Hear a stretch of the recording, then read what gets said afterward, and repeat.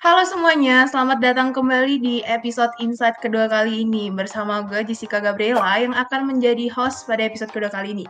Dan topik yang bakalan kita bahas yaitu tentang time management. Nah, membahas topik yang asik ini tentunya kita juga kedatangan gestar yang gak kalah seru. Halo Kak Abel. Halo, halo. Nah, sebelum kita masuk bahas topiknya, kita kenalan dulu kali ya sama gestarnya. Boleh kali kok kenalan dikit supaya teman-teman yang nonton episode kita kali ini bisa kenal gestarnya lebih jauh. Oke, kenalin, nama aku Abel Angelo, angkatan 19, dengan jabatannya di himpunan tuh Wakil Ketua Himpunan periode 2021. Ini salah satu pejabat tinggi himpunan kita ya. Nah, gimana nih kok kabarnya? Sehat? Sehat Ya, ini dong. Tuhan sehat terus. Nah, kemarin kan kita baru kelar UAS nih kok. Gimana kok waktu UASnya? Lancarkah waktu ujian ataupun sama mempersiapkan? Untuk lancarnya ya susah ya untuk jawabnya. Tapi ya secara garis besar ya aman sejauh ini. Aman. Oh, nilainya aman lah ya selama sejauh ini ya? Ya. Bisa dibilang gitu. Ada bisa dibilang. Tapi ya oke lah. Masih bisa cukup lah anggapannya. Nah, ini kan kemarin waktu UAS nih tentu adalah ya pasti koko juga harus bisa ngatur waktu yang baik ya antara himpunan, belajar, terus waktu kuliah. Nah, sebenarnya seberapa penting sih kok sebenarnya time management ini khususnya dalam menghadapi pekan-pekan UAS kemarin? Penting banget ya. Ya, mungkin dari aku ceritain pengalaman aku aja ya kali ya. UAS kemarin gitu kan. Kalau UAS kemarin tuh kebetulan hampir kebanyakan dari angkatan 19 tuh ambil 24 SKS. Hampir semua. Entah apa gitu. Hampir semua ambil 24 SKS. Jadi tuh banyak banget. Jadi ya ribet banget. Jadi kebetulan UAS kemarin tuh entah apa kebanyakan pastinya project. Pastinya ya bentuk laporan atau gimana. Jadi itu ya sangat hektik. Bukan dari pelajarannya, hanya dari waktu mau bikin project-projectnya itu yang bikin hektik. Karena kan ada kebetulan banyak yang kelompok atau segala macam kayak gitu sih. Nah, project apa sih kalau misalnya semester 4 tuh? Banyak. Apa semua matkul pakai itu bikin project? Bagaimana? Kayak misalnya nggak semua matkul, jadi kayak ada beberapa matkul seperti kayak boleh nggak sih sebutin matkulnya? Medmat kemarin ya nggak salah, medmat, terus juga komat gitu kan, yang desain untuk coding gitu biasa buat project. Nah kebetulan juga aku ambil MKP, yang MKP-nya aku ambil 3 MKP, dan kebetulan 3-3-nya itu project semua. Ya, banyak jadi banget bener-bener kayak hektik gitu loh. Dan itu kan memang gimana ya, kalau saya bilang kita harus ya memanage waktu gitu kan. Kebetulan kayak aku semester 2 nggak ambil MKU, jadi di semester ini aku ambil MKU, dan kebetulan di situ banyak banget project, dan kebetulan project-projectnya itu kayak bikin video animasi atau bikin poster segala macam sih. Jadi memang ribet. Wah, banyak banget ya projectnya. Berarti Koko kemarin, tuh kan Koko berarti sekarang udah semester 4 nih. UASnya pada project semua. Habis itu Koko juga wakil himpunan gitu. Koko juga megang proker kan. Nah, waktu semester lalu Koko megang proker apa aja sih? Untuk semester lalu, maksudnya semester 4 ini? Semester 6.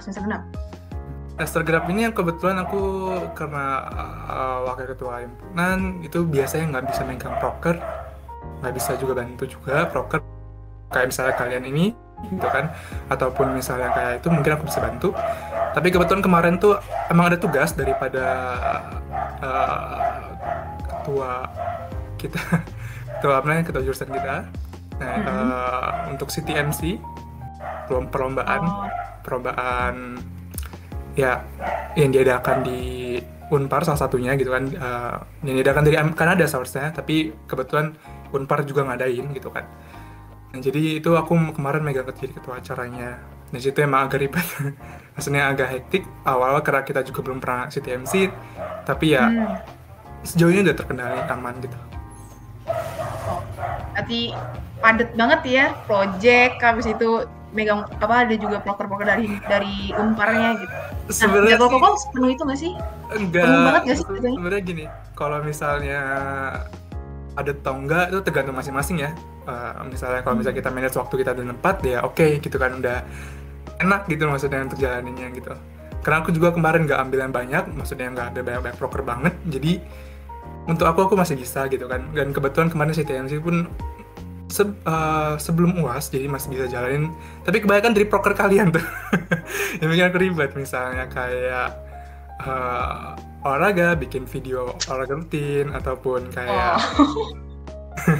kayak apa namanya, Fight Club aku bikin juga sampai satu soal gitu kan, karena kebetulan jadi kayak mungkin nggak ada yang bisa mereka pilih, jadi kebetulan mereka langsung milihnya ke minta bantuan ke wakil misalnya gitu, ataupun ke ketua, jadi kebetulan numpuknya ke aku di akhir di menjelang UAS, Numpuknya jadi ke itu yang aku bikin gitu ya. ribet. Agak ada dendam gitu ya, akhirnya numpuknya ke aku.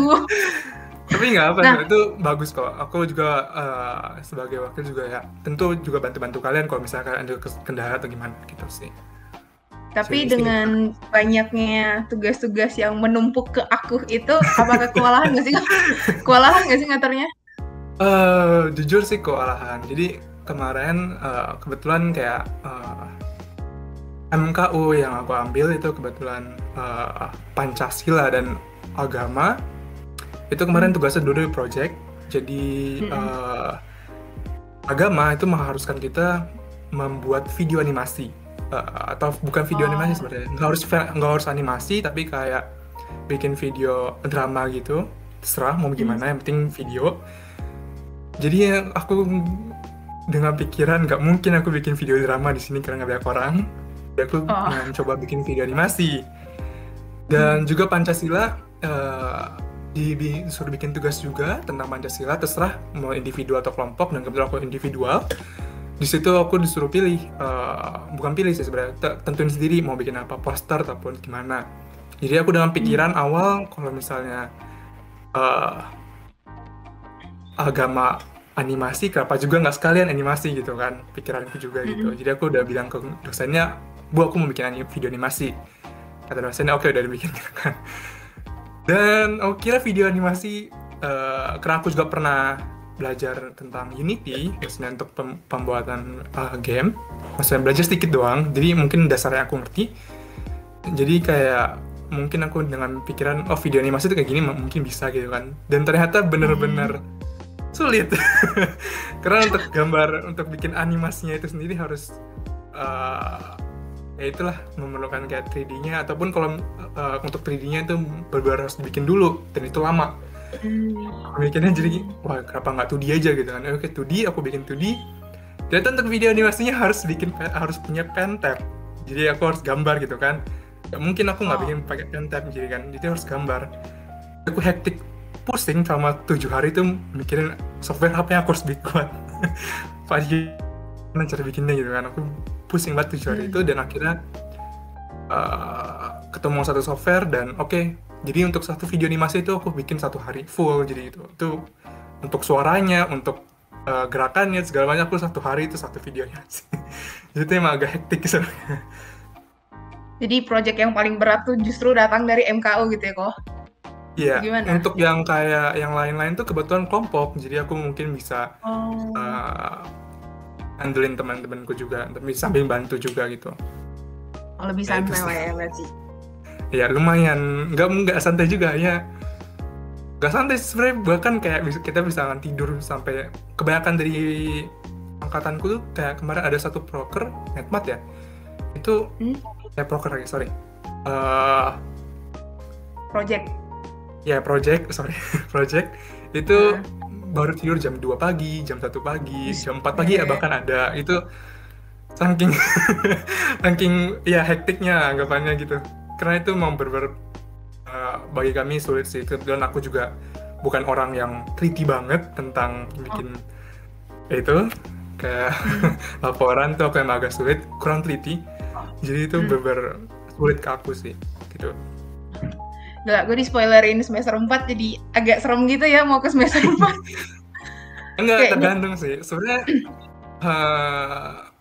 Jujur, kalau misalkan cara perhitungan, kalau misalnya kita matematika gitu, mungkin logikanya gampang kita ngertiin.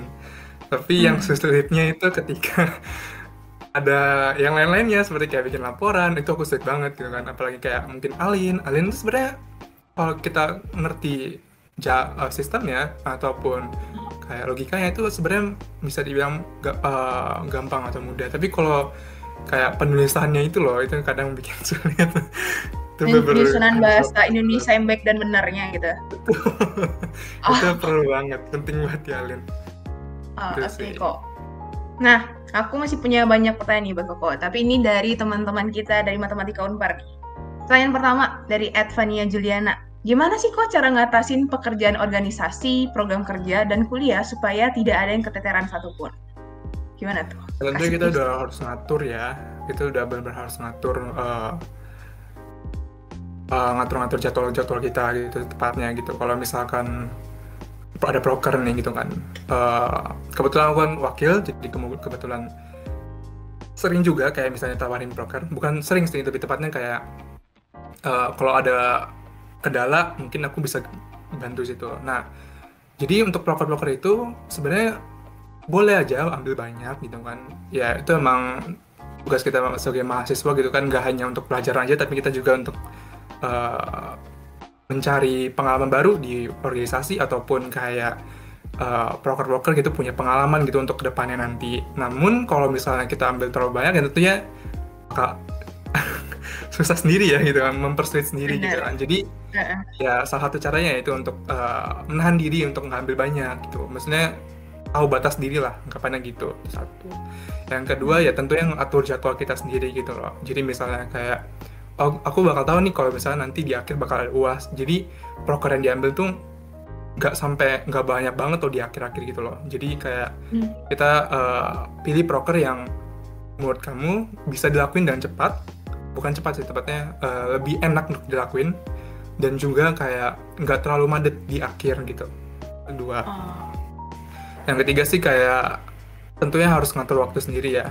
Eh, Kayak misalnya kayak tadi aku gitu kan, aku misalnya tadi mau bikin ada project, jadi aku udah mikir dari sebelum-sebelumnya ya, seperti itulah. Jadi sebelum kita proker gitu, kita udah harus ngatur-ngatur waktu kita.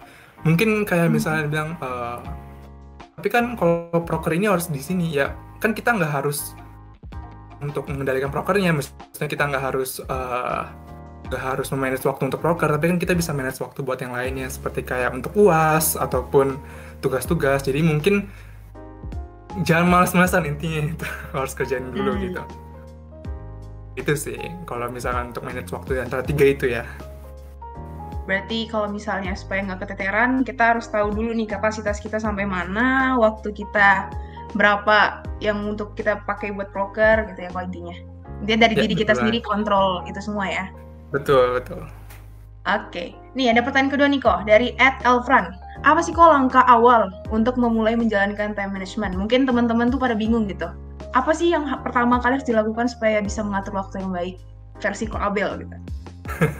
Oke, ini mungkin aku kasih tahu tapi bukan aku hebat di antara ini ya. Maksudnya aku juga tentu sulit untuk mengatur waktuku sendiri gitu kan. Maksudnya aku juga masih belajar gitu.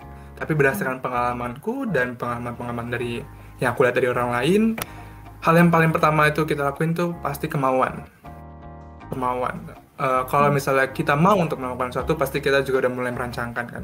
Kalau misalnya kita nggak mau, rasanya untuk menjalaninya udah males banget. Kayak dipaksa rasanya. Yang pasti Hmm. hal yang paling pertama dilakuin itu adalah kemauan. Dari kemauan itu jadi mungkin kita mulai merancangkan apa yang bakal kita mau kerjakan, apa yang bakal hari ini kita kerjakan. Lanjut kita akan ke tindakan. Nggak mungkin kalau misalnya kita udah mau, tapi kalau kita nggak lakuin sesuatu percuma. Ya bakal sampai situ-situ aja gitu kan, yang di bayang-bayangan aja gitu. Nggak pernah kelakuan gitu, nggak pernah dilakukan gitu. Ya pasti Hmm. lakuin. Yang ketiga adalah eh, fokus akan tujuan. Jadi kayak nggak mungkin kan ya kalau sorry. Jadi itu kebanyakan. Mungkin aku juga rasain kalau misalnya kita udah rancangin nih, oh hari ini aku mau bikin kue misalnya gitu kan. aku mau bikin kue, aku mau bikin, habis itu belajar gitu misalnya gitu, atau masak, atau gimana. Mungkin waktu kita jalanin, udah enak gitu kan, enjoy gitu kan. Tapi ketika misal belajar nih, hal-hal yang ribet belajar biasanya. Ketika kita belajar, biasanya tuh ada banyak gangguan tuh. HP, games, males banget nggak bisa nih pelajarannya, nanti deh gitu kan. Atau kayak sulit banget nih nanti bareng temen aja deh, mungkin ditunda dulu misalnya gitu, nunda-nunda itu sering banget. Sebenarnya itu sering aku alami juga karena kita juga kadang penat juga kalau misalnya kita belajar gitu kan. Ya tentunya kita harus fokus sih sebenarnya, untuk ngatasin itu harus fokus ada tujuan kita apa. Jadi kita tuh nggak gampang teralihkan kepada yang lain, misalnya game gitu.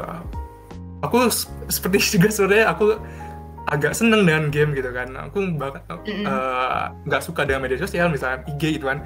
Mungkin banyak teman-teman yang kayak kecanduan IG gitu kan. Mungkin aku nggak, tapi aku kecanduan game gitu. Mungkin terbanding balik gitu kan. Beda gitu kan. Tapi sama kecanduan namanya. Maksudnya bukan kecanduan sih, lebih tepatnya susah untuk lepas gitu. Nah jadi kayak main susah buat berhenti gitu ya. Iya, susah berhenti. Mungkin kalau misalnya habis main waktu belajar, pengen nih buka gitu kan. Ada rasa pengen buka gitu kan. Nah, ya untuk ngatasinnya pasti untuk perlu fokus ya dari teman-teman semua gitu kan. Untuk apa tujuan kita gitu kan. Jadi yang bisa mendisiplinkan diri kita ya diri kita sendiri gitu, nggak mungkin orang lain. Mungkin ada bantuan orang lain, mungkin kayak bantuan secara eksternal, mungkin orang tua mungkin, atau teman, atau mungkin ya pacar gitu kan, siapa tahu punya. Siapa tahu. Bisa gitu kan. Tapi yang paling benar-benar yang paling bisa mendisiplinkan diri kita ya diri kita sendiri, yaitu itu perlu perjuangan dari kita. Itu mungkin aku ataupun yang lain juga harus belajar gitu. Itu sih. Oke, berarti niat, habis itu niatnya dieksekusi, waktu dieksekusi harus fokus. Betul. Gitu ya, atur waktu yang baik. Oke, lanjut kok. Pertanyaan ketiga dari @Valencia_Sandra. Bagaimana time management yang ideal untuk seorang mahasiswa aktif? Versi Abel, idealnya tuh kayak gimana? Agak berat ya pertanyaannya. Ideal ya, bagi aku ya. Kalau aku pribadi sih ya tentu belajar. Maksudnya ya tentu ada waktu buat kelas gitu kan. Yang kedua, hal yang aku pengen tapi belum terlaksanakan, yaitu part time. Jadi itu sebenarnya waktu yang ideal bagi aku adalah kayak misalkan mungkin kayak di pagi hari, mungkin kayak misalnya kita belajar, atau ini mungkin kasusnya di mana dulu nih? Kasusnya lagi ini kah? Bebas, terserah Abel. Versi idealnya Abel aja. Oke, kalau misalnya aku sih ya mungkin kayak misalkan dari pagi kita tuh maksudnya udah masuk kelas atau itu kan nggak mungkin kelas tuh dari pagi sampai itu, pasti ada waktu istirahat juga ya. Walaupun aku pernah ngalamin sih ya, kayak dalam satu hari itu banyak, tapi kan nggak mungkin dalam satu hari dalam 5 hari itu 5-5-nya full kan, nggak mungkin juga. KS pasti ada bolong-bolongnya dikit. Nah itu mungkin dari pagi udah mulai belajar gitu, itu waktu ideal sih, belajar di kelas. Untuk aku, ini tergantung orangnya ya. Untuk aku sulit mengerti kalau misalnya maksudnya aku orang yang sulit untuk belajar. Maksudnya untuk memulai belajar tuh aku agak sulit.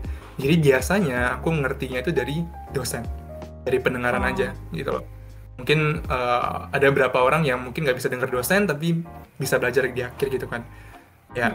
Jadi kalau aku sih dari pagi udah maksudnya dari kelas, di situ anggapannya waktu santai lah, karena ya ini kurang tahu ya, mungkin di beberapa kelas tuh suka nuntut dosennya, tapi ada juga beberapa yang dosen nggak nuntut gitu kan. Jadi kayak jalanin aja hari kayak biasa. Nah setelah habis itu kelas itu, waktu ideal sih sebenarnya ada waktu untuk part time misal gitu. Aku suka gitu. Kalau misal waktu ideal yang aku pengen tuh sebenarnya ada part time di waktu part time ya, mungkin bisa ambil waktu sejenak, mungkin belajar review dikit gitu kan, mungkin gitu. Itu hal yang aku pengen, tapi itu nggak mungkin ternyata. Susah untuk diaplikasikan sekarang karena kayak pandemi seperti ini, nggak mungkin aku susah untuk cari itu part time segala macam. Nah jadi biasanya sih waktu sendiri sih ya. Mungkin dari pagi itu aku udah belajar, di sore hari mungkin aku udah ya untuk refreshing terserah mau ngapain, me time aja, misalkan belajar ataupun terserah sih sebenarnya, belajar ataupun olahraga. Itu olahraga penting sih untuk kita mahasiswa ya. Terus baca-baca ataupun main game, itu me time aja. Tapi untuk malam mungkin bisa review lagi gitu untuk pelajaran-pelajarannya ataupun ngerjain tugas-tugas gitu. Kalau aku sih anak malam ya. Jadi aku bisa fokus malam. Karena bagiku lebih tenang. Tapi juga ada orang yang dari pagi-pagi gitu kan, mungkin dari jam 8 udah tidur, bangun jam 3 gitu kan, baru belajar gitu. Itu mungkin ya terserah sih pribadi masing-masing, tapi kalau bagi aku sih kayak itu. Berarti kalau mau ngatur waktu yang baik ya tergantung cara kita belajarnya ya. Kita belajarnya nyamannya gimana gitu. Betul, nyamannya itu gimana? Pokoknya kalau misalnya part time berarti udah part time, himpunan, kuliah, nggak full banget gitu jadwalnya. Kalau misalnya nih bisa part time. Tentu ya full sih ya. Tapi idealnya aku awalnya tuh nggak mau, sebenarnya awalnya aku juga nggak begitu tertarik untuk himpunan gitu kan, tapi karena aku mencoba untuk pengalamanku dan aku ikut dan ntar apa jadi segini sekarang. Ntar apa jadi tapi memang tiba-tiba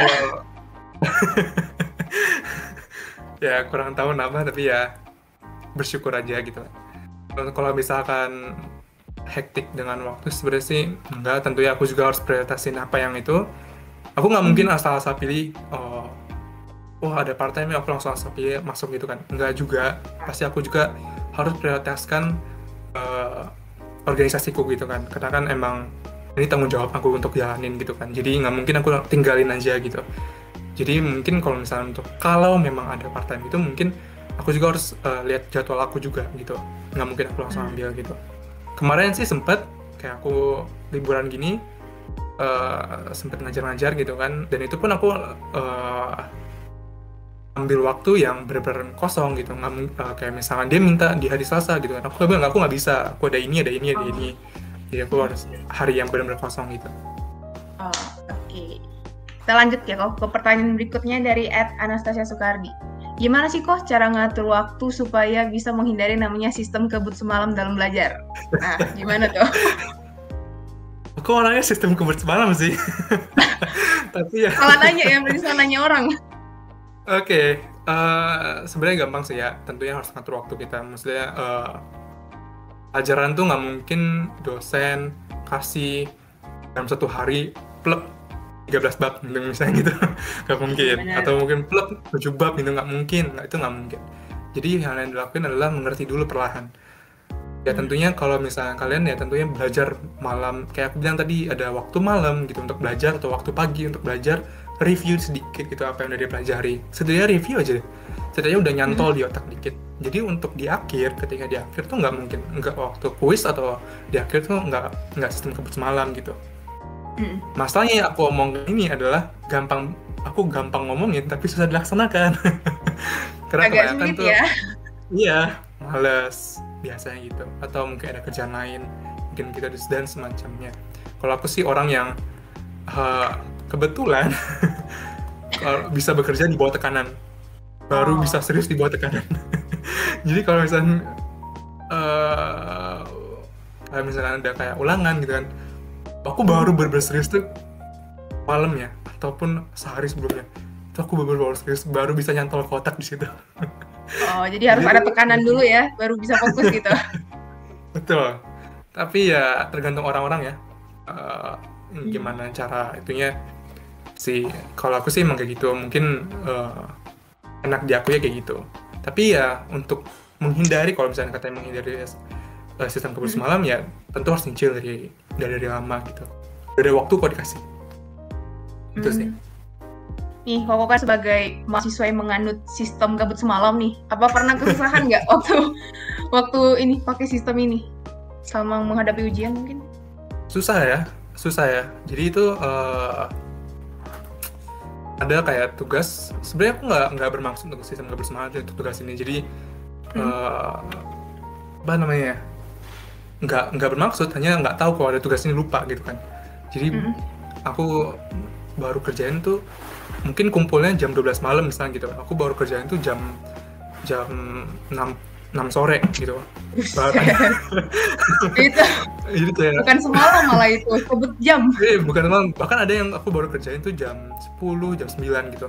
Ada pernah. Kan kebetulan salah satu MKP yang aku pilih itu benar-benar tiap minggu ada tugas. Dan kebetulan kan nggak mungkin hanya ada di tugas lain kan. Jadi ada tugas lainnya gitu. Jadi aku lupa, dan kebetulan diingetin temen, oh ya aku baru ingat. Jadi aku langsung kerjain. Ya sekitarnya ya karena di bawah tekanan, jadi serius ya untuk kerjainnya. Tapi emang sulit karena takut gitu kalau misalnya nggak kumpul gitu kan. Tapi itu berarti nggak menghambat Koko juga ya? Dengan sistem kebut semalam tuh tidak menghambat berarti? Karena Koko tipe yang bisa bekerja di bawah tekanan. Tapi aku menyampaikan nggak untuk diperhatiin temen-temen ya. Tentunya kita harus ya nyicil gitu. Aku nggak mau jadi nanti tiba-tiba SKS apa namanya, sistem kebut semalam enak gitu kan. Enggak, sebenarnya di bawah tekanan tuh mungkin kalau bagi aku sebagai cadangan gitu, anggapannya yang kayak hal terakhir yang aku bakal lakuin. Mungkin dari awal sih kalau emang anggapannya itu ini untuk melatih diriku juga misalnya gitu. Kalau misalnya kita belajar dari nyicil gitu kan, melatih diri kita juga untuk nyicil. Tapi kalau misalkan memang nggak sempet tuh gimana ya, mungkin baru gitu kan. Tapi ya aku anjurkan pada teman-teman gitu kan, jangan tahu tuh lebih enak kalau udah nyicil, lebih tenang gitu untuk kerjainnya, lebih ada waktu buat, ada spare waktu buat cek lagi ataupun segala macam. Jangan jadikan sistem kebut semalam tuh pelajaran pertama gitu, maksudnya utama gitu. Jangan nyicil dulu aja. Coba teman-teman semuanya yang nonton ya, kita nyicil aja gitu. Jangan menganut sistem kebut semalam sebagai metode yang paling efektif, itu tidak teman-teman. Jadi kita harus nyicil, oke? Pakai sistem kebut semalam kalau udah mepet dan udah nggak bisa ngapa-ngapain lagi, baru dah tuh pakai sistem itu, oke? Ya, Mbak, kalau misalnya udah full, baru. Tapi jangan kalau misalnya ada spare waktu gitu kan. Kalau bisa sih jangan ya, Pak. Iya, betul. Nih, kita lanjut ya kok pertanyaan berikutnya dari @dini_atm. Gimana sih kok cara nentuin skala prioritas? Nah, gimana tuh? Mungkin kalau aku sih tentunya ada ya, pernah juga. Mungkin nanti aku ceritain gitu. Jadi kalau misalnya untuk nentuin skala prioritas, tentunya pikirkan dulu resikonya. Bagi aku sih ya, resiko kalau misalkan ini nggak selesai gimana. Tentunya sih kalau aku akan memilih pelajaran di atas organisasi, mungkin kayak gitu. Tapi kita lihat dulu, tentu kita harus lihat kapan pengumpulannya misalnya kayak gitu, kapan ini deadline-nya gitu kan. Kalau misalnya organisasi harus cepat, tentu aku harus kerjain organisasi dulu dong, ketiban yang nilai mungkin ada spare waktu dikit gitu kan. Mungkin untuk skala prioritas dilihat dari waktunya, dilihat dari risikonya, dilihat dari apa yang harus dilakuin gitu kan, gitu. Mungkin kayak gitu sih. Tapi tergantung sih ya, karena kan beda-beda orang juga. Mungkin ada juga yang mau ngerjain, keren lebih gampang, jadi kerjain duluan gitu, misalnya gitu. Kalau aku sih lihatnya dari situ, waktu dan resikonya. Aku lihatnya dari situ sih, gitu. Berarti tentuin lihat dulu deadline-nya kapan gitu ya, yang deket berarti itu bisa juga. Itu. Oke. Itu jadi pertanyaan terakhir ya kok buat insight episode kedua kali ini. Thank you Ko Abel udah sharing tips and trick cara mengatur waktu yang baik versi Ko Abel. Nah, sebelum menutup episode insight kedua kali ini nih, kasih satu kata dong kok, satu kata yang mendeskripsikan tema insight kita kali ini. Satu kata? Satu kata. Apa ya? Ayo, satu kata. Pembelajaran mungkin? Pembelajaran. Oke, berarti time management itu tentang pembelajaran menurut Ko Abel. Bagi aku sih pembelajaran untuk diri masing-masing, karena kita nggak mungkin kita rancangin, misalnya kita rancangin sesuatu nggak mungkin langsung terlaksanakan semua. Pastinya tentunya ada juga hambatan-hambatan yang terjadi, nggak mungkin itu, dan biarkanlah itu jadi pembelajaran kita untuk kedepannya, untuk ya bisa melatih diri untuk time management selanjutnya, mungkin kayak gitu. Oke, thank you Ko Abel untuk sharingnya hari ini, dan tadi kata-kata dari Ko Abel sekaligus menutup episode kedua kali ini. Semoga apapun yang udah di-sharing di episode ini bisa berguna buat teman-teman semua yang udah nonton.